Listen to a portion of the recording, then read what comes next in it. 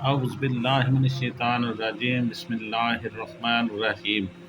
ایک بھائی کہتے ہیں کہ ظہر کی نماز کے لیے ہم ایک قریبی مسجد میں گئے، جماعت ہو چکی تھی، ہم نے بھی وضو کیا اور نماز ادا کی۔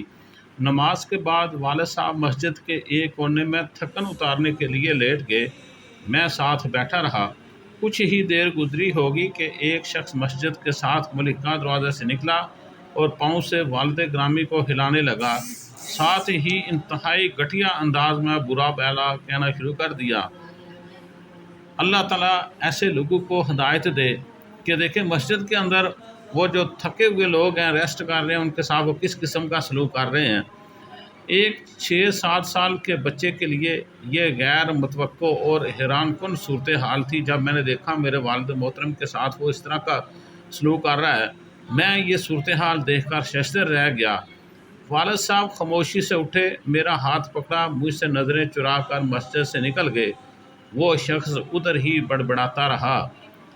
اس کا انداز، الفاظ اور چہرہ آج تک بھی میرے ذہن میں محفوظ ہے۔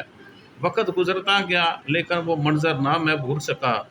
پھر ایک دن اس شخص سے دوبارہ ملاقات ہوئی۔ وہ اسی مسجد کے امام صاحب تھے۔ دیکھیں جو امام ہے وہ کس طرح کا سلوک، جو وہاں پر نماز ادا کرنے کے لیے لوگ آتے ہیں ان کے ساتھ وہ کس قسم کا سلوک کرتے ہیں۔ اللہ پاک ایسے اماموں کو ہدایت دے۔ میں نے اس کے ساتھ کیا معاملہ جیا، اس واقعے کا ایک الگ ذکر پھر کروں گا۔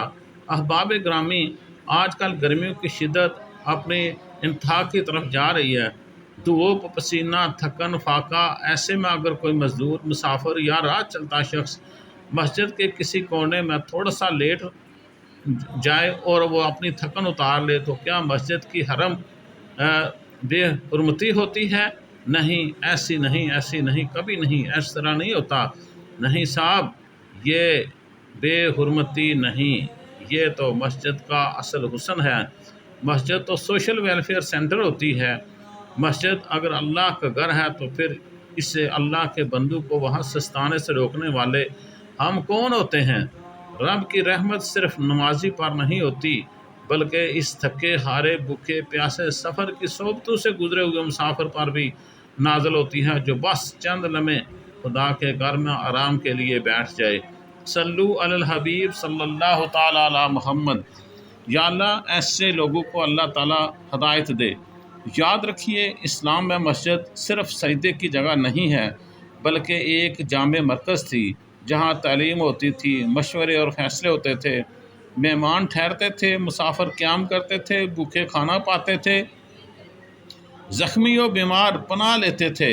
یعنی مسجد نبی کریم صلی اللہ تعالیٰ علیہ وآلہ وسلم جن کے ہم امتی ہیں، ان کے دور میں سوشل ویلفیئر کا مکمل ادارہ ایک تھی۔ آج اگر کوئی تھکا ہارا مزدور، مسافر یا غریب مسجد میں چند لمحے آرام کر لے تو ہمیں اس پہ کیوں اعتراض ہے؟ اللہ تعالی ہمیں اسے سمجھنے کی توفیق عطا فرمائے اور ان مسافروں، تھکے ہارے لوگوں کے ساتھ ہمیں ہمدردی کرنے کی توفیق عطا فرمائے۔ کیا مسجد اب صرف قالین، کولر اور اے سی کی زینت بن گئی ہے؟ کیا مسجد کے دروازے غریبوں اور مسافروں کے لیے بند ہو گئے ہیں؟ نہیں دوستو، سنو، مسجد اللہ کا گھر ہے اور اللہ کے گھر سے کسی بندے کو روکنا اللہ سے جنگ کرنے کے مترادف ہے۔ چنانچہ مسجد کو صرف عبادت گاہ نہ سمجھیں، اسے دوبارہ سوشل بنائیں۔ یہی سنت ہے، اصل اسلام یہی ہے۔ مسجد سب کے لیے، یہ سلوگن ہمیں اس کی مشہوری کرنا چاہیے کہ مسجد اللہ کا گھر ہے اور یہ سب کے لیے ہے۔ یہاں ہر کوئی آ سکتا ہے، ہر کوئی جا سکتا ہے، ہر کوئی آرام کر سکتا ہے۔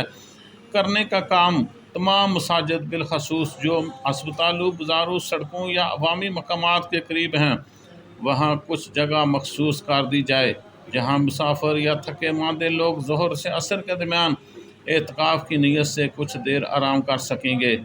اس پیغام کو آگے پھیلائیں تاکہ کسی مسافر کو دھتکارا نہ جائے بلکہ مسجد سے وہی محبت ملے، وہی تحفظ ملے، وہی شفقت ملے جو مدینے کی مسجد میں ملا کرتی تھی۔ صلو علی الحبیب صلی اللہ تعالیٰ علیہ وسلم۔ اس ویڈیو کو زیادہ سے زیادہ شیئر کریں تاکہ دوسرے لوگوں کو بھی سمجھ آئے کہ مسافر کے ساتھ مسجد میں کس طرح کا سلوک کیا جاتا ہے۔ جزاک اللہ خیر۔